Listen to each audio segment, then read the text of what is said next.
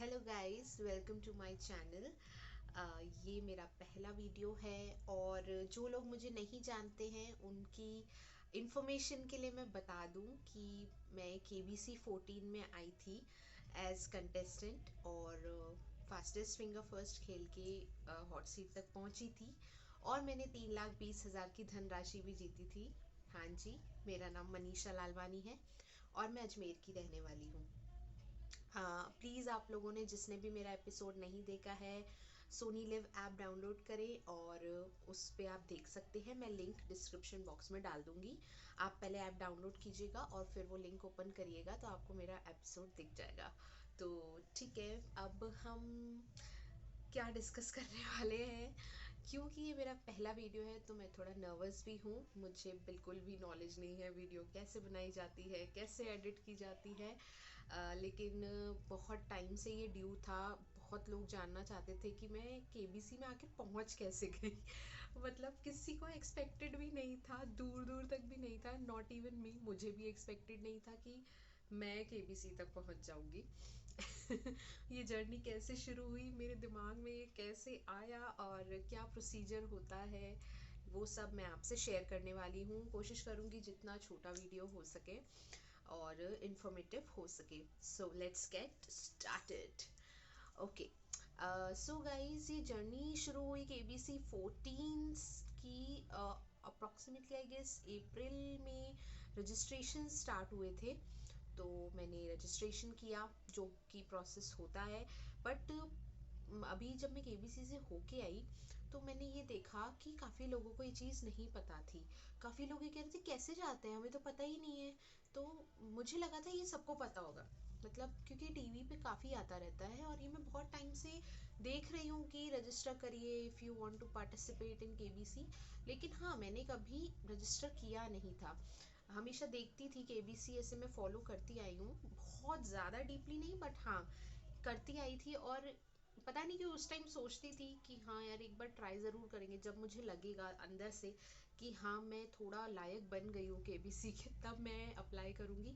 Because तब हम अपनी स्टैटिक पढ़ाई में इतना बिजी रहते हैं कि KBC के लायक तैयारी हो पाना बहुत मुश्किल होता है। और मैं चाहती थी मैं कम्प्लीटली प्रिपेयर्ड होकर KBC की सीट तक पहुँचूँ, ताकि मैं अच्छी धनराशि भी जीतूँ और दूसरी चीज़ मैं मतलब बहुत अच्छा एक्सपीरियंस लेके आना चाहती थी। और उसके लिए आपकी धनराशि मैटर करती है। जितना ज़्यादा आप बैठेंगे अमित जी के साथ, उतना ज़्यादा आपका एक्सपीरियंस अच्छा होगा, उतनी ज़्यादा आप बातें कर पाएंगे और उसके लिए आपको ज़्यादा देर हॉट सीट पे बैठना पड़ेगा और उसके लिए आपको ज़्यादा धनराशि भी जीतनी पड़ेगी। तो इसीलिए मैंने ये सब सोच के मैंने ये सोचा था। मैंने कभी मतलब पहले अप्लाई नहीं किया, इसी सीज़न में मैंने अप्लाई किया था।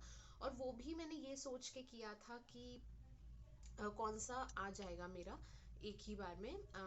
तो अभी से अप्लाई करना स्टार्ट करते हैं और ट्राई मारने में क्या जाता है।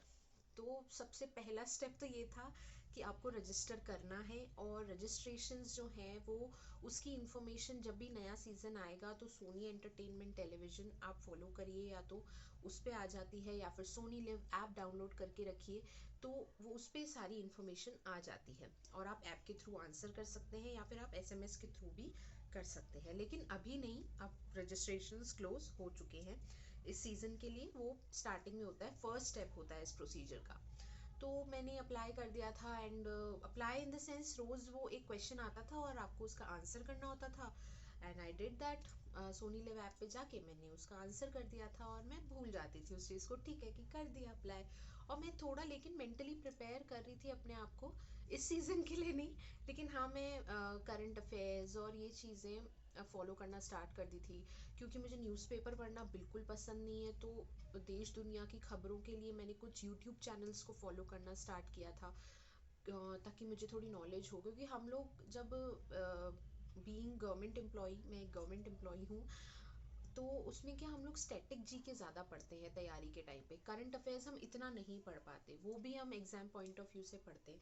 तो मैंने कभी इतनी डीप स्टडी की नहीं थी। देश दुनिया में क्या चल रहा है मुझे कुछ भी नहीं पता होता था। पॉलिटी मेरी बहुत ज़्यादा वीक होती थी और करंट अफेयर्स तो वीक क्या, मतलब थे ही नहीं, नॉलेज में ही नहीं रहते थे मेरे इतना ज़्यादा। मैं डम्ब कह लो थी उस टाइम पे। तो मैंने जैसे ही अप्लाई करना शुरू किया उसके बाद से मैंने अपने आप को अपडेट करना भी स्टार्ट कर दिया था कि नहीं, केबीसी का नंबर जब भी आएगा, या आए या ना आए, मुझे अपने आप को एक प्रेजेंटेबल रखना है कि आज मैं 4 लोगों के बीच में बैठूं तो मुझे कुछ पता हो, कोई मुद्दा डिस्कस हो तो मुझे पता हो। बस ये सोच के मैंने अप्लाई किया और अपने आप को अपडेट करना स्टार्ट किया। फिर आती है आईवीआर कॉल, जो मुझे पता ही नहीं थी। जैसा कि मैंने आपको बताया, मैं बिल्कुल एक्सपेक्ट नहीं कर रही थी कि मेरा इसी सीज़न में हो जाएगा, और ना मैंने ये सोच के किया था। I was clueless. कॉल आई, आईवीआर कॉल आई, मुझे पता भी नहीं था आईवीआर कॉल आती है। मैंने गाइडलाइंस तक पूरी नहीं पढ़ी थी, तो आप देखिए मैं कितनी अनअवेयर थी और कितनी कॉन्फिडेंट थी कि कौन सा इस बार होने वाला है। जब आईवीआर कॉल आई तो मैंने उठाया, मैं लिटरली ब्लैंक हो गई उस टाइम पे। मैंने ये क्या हो गया मतलब, और वो किसी रीज़न से वो कॉल कट हो गई थी बिकॉज मैंने कुछ गलत एंटर कर दिया था। माई एज, मैंने मेरी एज गलत एंटर कर दी थी उस टाइम हड़बड़ाहट में, और कॉल कट हो गई। एंड आई वॉज लाइक कि हुआ क्या ये, मुझे समझ में भी नहीं आया कि वो एज गलत डालने की वजह से कॉल कट हुई है। मतलब मैं कुछ नहीं समझ पाई, मुझे ये लग रहा था कि कॉल कट हुई है या उन्होंने खुद काटी है, मुझे ये भी नहीं समझ में आ रहा था। और फिर मैंने बेसिकली गाइडलाइंस देखना शुरू किया, थोड़े कुछ यूट्यूब चैनल्स पे कुछ इन्फॉर्मेशन थी कि कैसे होता है, आगे क्या होता है। फिर मैंने बेसिकली प्रे किया कि ठीक है, मेरे को आई थी कॉल, बट ऑफ कोर्स मैं उसको ढंग से रिस्पॉन्ड नहीं कर पाई। आई होप गॉड वापस से कॉल आ जाए, क्योंकि कहते हैं कि 3 बार कॉल आती है। मेरी किसी रीज़न से कट गई थी, तो मैं प्रे कर रही थी बस। और फाइनली मुझे 2 दिन बाद वापस से आईवीआर कॉल आ गई, और तब तक मैं थोड़ा अपने आप को प्रिपेयर कर लिया था कि कैसे आईवीआर कॉल का आंसर करना है। और फिर आईवीआर कॉल मैंने कम्प्लीटली अटेंड की। उसमें आपसे बेसिक इन्फॉर्मेशन मांगी जाती है, आप वो एंटर करिए। कुछ 3 सवाल पूछे जाते हैं आपसे, उनका जवाब दीजिए। ज़रूरी नहीं है तीनों का जवाब सही होगा तो ही आपका सिलेक्शन होगा।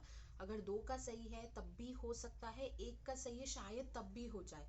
मतलब इट्स, आई डोंट नो क्या पैरामीटर्स रहते हैं। मैं ये नहीं कह रही हूँ आपका हो ही जाएगा या आपके तीनों सही हैं तब भी हो ही जाएगा, ऐसा कुछ नहीं है कि आपने 1 दिया है, 2 दिया है, 3 दिया है उस पे है। प्रोबेबिलिटी ऑफ कोर्स बढ़ जाएगी, बट कुछ कह नहीं सकते। ये चीज़ अपने हाथ में नहीं है, ये कंप्यूटर जी के हाथ में है।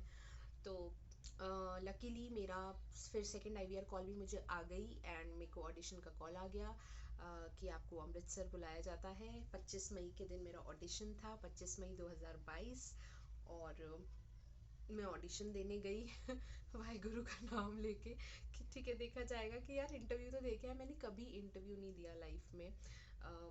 वो मेरा केबीसी का जो इंटरव्यू था वो मेरी लाइफ का पहला इंटरव्यू था।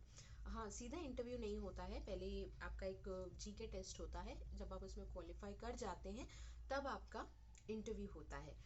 और वो इंटरव्यू बहुत नॉर्मल सा होता है। प्लीज़ आप लोग ये मत सोचिए कि केबीसी का इंटरव्यू है तो आपको कुछ प्रिटेंड करना है, या कुछ भी नोशंस दिमाग में रख के नहीं जाइएगा। कभी भी आपका केबीसी में सिलेक्शन होता है, किसी भी सीज़न में होता है, प्लीज़ आप लोग कुछ भी प्रिटेंड मत करिएगा, जैसे हैं वैसे रहिए।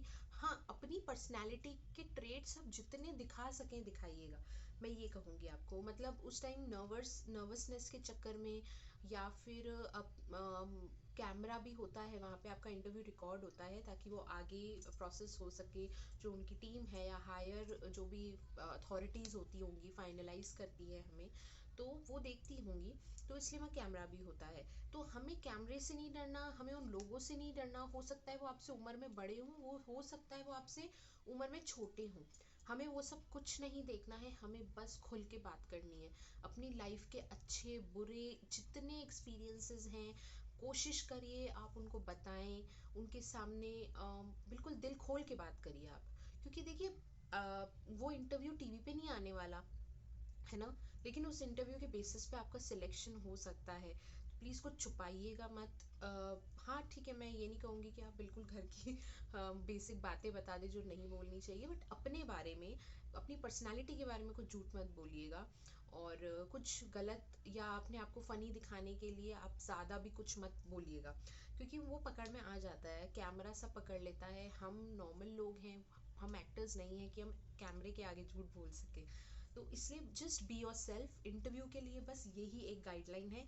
हो सकता है इंटरव्यू में भी वो आपसे 2-3 सवाल पूछे, विच इज़ नॉट नेसेसरी, सबसे नहीं पूछे जाते हैं। तो अगर पूछते हैं तो भी ठीक है, ऑप्शंस दिए जाते हैं आपको इंटरव्यू के क्वेश्चंस के टाइम भी। और नहीं पूछे जाते हैं तो भी कोई दिक्कत नहीं है, ये कोई नेगेटिव बात नहीं है, ठीक है।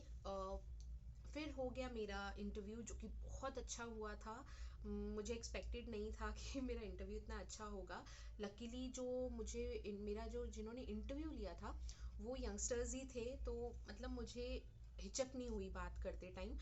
तो लेकिन हाँ, मुझे ऐसे लगता है हो सकता है कि कुछ यंगस्टर्स को कुछ बड़े लोग मिल गए हों इंटरव्यू के टाइम पे, तो वो हिचक के मारे कम्प्लीटली अपने आप को ओपन अप ना कर पाए हों। तो प्लीज़, लेकिन मैं यही सलाह दूंगी, आप ये सब मत देखिएगा, आप खुल के बात करिएगा, चाहे छोटा हो चाहे बड़ा हो। ओके, तो बस मेरे लिए इंटरव्यू मुझे थोड़ा आसान लगा क्योंकि मैंने दिल खोल के बात की, और जो भी था मैंने सब बोला और सच बोला, कुछ मतलब मैंने शुगर कोट नहीं किया था, जो भी था सही था। और उन्हें मेरा इंटरव्यू बहुत पसंद आया, इस चक्कर में शायद मुझे फास्टेस्ट फिंगर फर्स्ट के लिए शॉर्टलिस्ट कर लिया गया। और जब मुझे कॉल आई कि कि आपको शॉर्टलिस्ट कर लिया गया, आई वाज लाइक कि ओ माय गॉड, अब क्या करेंगे। मेरे को तो ढंग से कुछ आता भी नहीं है। मेरे दिमाग में बस यही घूम रहा था कि अरे यार ये क्या हो गया, मैंने तो इस साल के लिए प्रिपरेशन ही नहीं करी थी, मतलब मैं उतनी तैयार नहीं थी। बीच में तो मैंने पढ़ना भी छोड़ दिया था कि यार छोड़ो, कौन पढ़े। एक एक मतलब एक चीज़ दिमाग में रहती भी थी कि यार आ गया तो मनीषा प्रिपेयर्ड रहे, लेकिन लगता एक मन कहता था कौन सा होने वाला है। तो मतलब ठीक है, इतना भी सीरियसली लेने की ज़रूरत नहीं, कभी कभी नहीं भी पढ़ा तो चलेगा। लेकिन ऐसा नहीं हुआ, और जल्दी कॉल आ गई मुझे, बहुत ही जल्दी। मतलब सपना, लोग कहते हैं हमारा सपना सच हो गया, मुझे तो सपना देखने का मौका भी नहीं मिला था ढंग से अभी तक। और वो सपना सच होने जा रहा था, आप ऐसे मान लीजिए। मतलब कैसे शुरू हुई जर्नी, कैसे ख़त्म हो गई, मुझे कुछ पता ही नहीं लगा। फास्टेस्ट फिंगर फर्स्ट के टाइम पे भी आई वॉज नम्ब, मुझे कुछ समझ नहीं आ रहा था, मेरा लिटरली दिमाग बंद हो गया था वहाँ पे। मुझे ऐसे लग रहा था ये क्या हो रहा है। मैंने तो ये सब सोचा भी नहीं था कि, मतलब मैंने यही नहीं सोचा था कि मैं किसी सेलिब्रिटी से मिलूंगी, मैं कभी शूटिंग देखूंगी मुंबई जाके। कभी नहीं ना, मैंने ये सब कभी फैंटेसाइज किया, ना कभी ऐसी इच्छा थी कि मेरे को जाना है या मुझे शूटिंग देखनी है। कभी सोचा ही नहीं था ये सब, और वो सब हो रहा था। और शूटिंग के टाइम पे आप खुद एक मेन लीड थे उस time for half an hour और 1 आवर, और जो भी, कोई 10 मिनट बैठता है, कोई आधा घंटा, कोई 1 घंटा, बट दैट डजेंट मैटर। लेकिन आप उस थोड़ी देर के लिए आप भी एक सेलिब्रिटी होते हो, और आपके साथ उस कैमराज, और ऊपर से अमित सर, मतलब कैसे सोच सकता है कोई। तो वो सब एकदम से बहुत जल्दी हो गया, मुझे ऐसे लगा, मुझे कुछ समझ ही नहीं आया, मैं तो कुछ प्रोसेस भी नहीं कर पाई ढंग से। और ये जर्नी कब शुरू हुई कब ख़त्म हुई, फास्टेस्ट फिंगर फर्स्ट के बाद का तो आप सबने टीवी पे देखा ही था, जिन्होंने नहीं देखा था डिस्क्रिप्शन बॉक्स में देख लीजिएगा। और ऐसे करके मैं केबीसी पहुंच गई, और ऐसे करके मैंने 3,20,000 का अमाउंट जीता। अमाउंट सीरियसली उस टाइम आपको दुख होता है, और एक्चुअली में मुझे दुख इस चीज़ का नहीं हो रहा था कि मैं सिर्फ 3,20,000 जीती, या मैं किसी और की वजह से हार गई, ऐसा कुछ नहीं था। पर मुझे दुख इस बात का हो रहा था कि मैं अमित सर के साथ और थोड़ा समय बिताना चाहती थी। मैं बहुत कुछ सोच के आई थी उस दिन, क्योंकि पहले दिन मेरा दिमाग मैं बता रही हूँ ना आपको, it was not working properly. हाँ, मैं बहुत अच्छे से खेला है, सबने कहा हमें तो ऐसा नहीं लग रहा देख के कि आप डर रहे हो, बट मैं अंदर से बहुत डरी हुई थी। मैं सच में क्या फील कर रही थी मुझे खुद को नहीं पता, वो कैसे एक्सप्रेस करना है, वो शायद वो हॉट सीट पे बैठने वाला बंदा ही समझ सकता है। बट अगले दिन मुझे ऐसे लगा था नहीं, अब मैं अपना 100% दूंगी। मैं बिल्कुल ऐसे चार्ज अप होके आई थी कि ऐसे बात करूंगी, ये पूछूंगी, ये बोलना है। उस दिन मैंने कुछ नहीं सोचा था, और लेकिन सब पे रायता फैल गया, और मैं हॉट सीट पे बैठते ही उड़ गई थी अगले दिन। ठीक है, बैड मेमोरीज मैं उसको वापस नहीं ध्यान करना चाहती हूँ, लेकिन अच्छे मोमेंट्स, बहुत बहुत अच्छे मोमेंट्स मैंने वहाँ बिताए, बहुत अच्छे लोगों से मिली। टीम, जो भी को कंटेस्टेंट्स थे, पार्टिसिपेंट्स थे, अमित सर थे, मतलब सब कुछ इतना अच्छा था कि बिलीव ही नहीं हो रहा था कि हम लोग ये सब जी रहे हैं, एक सपने की तरह हम वो जी के आ गए, मैं और मेरे हस्बैंड। तो आप प्लीज़ देखिएगा, बहुत बहुत बहुत ही अच्छा एक्सपीरियंस रहा हमारा। और प्लीज़ आप लोग जो भी केबीसी के लिए अप्लाई करना चाहते हैं, because of any and many reasons, तो आप प्लीज़ अप्लाई ज़रूर करें। ये ना सोचें कि हमारा तो नहीं हो सकता, हम कौन से ज़्यादा पढ़े लिखे हैं, ऐसा कुछ भी नहीं है। आप प्लीज़ अप्लाई करें। पहली सीढ़ी तो चढ़ें, उससे मतलब आप ये क्यों सोचते हैं कि अगली सीढ़ी पे हमारा नंबर आएगा कि नहीं आएगा। वो आपको तभी पता पड़ेगा जब आप पहली सीढ़ी चढ़ेंगे। तो मैं आपको यही कहूँगी, प्लीज़ आप सब अप्लाई करें, नेगेटिव ना होए। अगर आप पहले से ही सोचेंगे कि हमारा नहीं होने वाला है तो होगा भी नहीं। मतलब मैंने ये सोचा था कि मेरा इस साल नहीं होगा, मतलब इस साल क्योंकि पहला ही साल है, और जनरली टीवी पे सब बोलते हैं कि हमें 10 साल लग गए, 20 साल लग गए, 22 साल लग गए, जब से ABC आया हम तब से प्रिपेयर कर रहे हैं, हम तब से अप्लाई कर रहे हैं, प्ले अलॉन्ग खेल रहे हैं। मतलब क्या क्या मैंने ऐसी सी जर्नी सुनी थी ऑफ कोर्स टीवी पे। तो मैं बिल्कुल भी एक्सपेक्ट नहीं कर रही थी, सॉरी मैं बिल्कुल भी एक्सपेक्ट नहीं कर रही थी कि एक बार में भी होता होगा। बट ऑफ कोर्स मेरा हुआ है तो दूसरों का भी होता होगा। ऐसा नहीं है कि मैं दुनिया में एक अजूबा हूँ। हाँ, मैं लकी हो सकती हूँ, लेकिन और भी लकी लोग होते हैं। आपकी मेहनत भी काम आती है, भगवान जी आपको देख रहे हैं। प्लीज़ प्लीज़ प्लीज़ नेगेटिव होके अप्लाई ना करना तो सबसे बड़ी बेवकूफ़ी है, मुझे ये लगता है। अगर आपका सपना है तो प्लीज़ आप अप्लाई ज़रूर करें। और अब अगर आपको मुझसे कुछ भी पूछना हो तो आप कमेंट सेक्शन में पूछ सकते हैं। और क्योंकि ये मेरा पहला वीडियो था, प्लीज़ अगर कोई भी गलती हो गई हो मुझसे, या कोई टेक्निकल ग्लिच हो जाए, या कुछ भी साउंड प्रॉब्लम, या आपको लगे कि मैंने इन्फॉर्मेशन पूरी नहीं दी है, तो प्लीज़ आप मुझे बताइएगा, सजेशंस दीजिएगा कमेंट्स में, और क्वेश्चंस पूछ लीजिएगा जो आपको पूछने हैं। मैं सेकंड वीडियो में वो सारे डाउट्स क्लियर कर दूँगी, और मैं कोशिश करूँगी अब मैं रेगुलर वीडियोस बनाऊँ। और बाकी जो भी आप बोलेंगे उस हिसाब से होगा। ये चैनल मैंने बहुत पहले बनाया था, लेकिन मैं वीडियोस अपलोड नहीं कर पाई। लेकिन अब मैं कोशिश करूँगी कि मैं रेगुलरली अपडेट करती रहूँ। So thank you so much मेरा ये वीडियो देखने के लिए। ये मेरा पहला वीडियो है, तो please do like, comment, share and subscribe to my YouTube channel. और बड़ी होप्स के साथ मैंने ये चैनल बनाया है। आई थैंक यू मेरे एपिसोड को भी बहुत बहुत प्यार देने के लिए।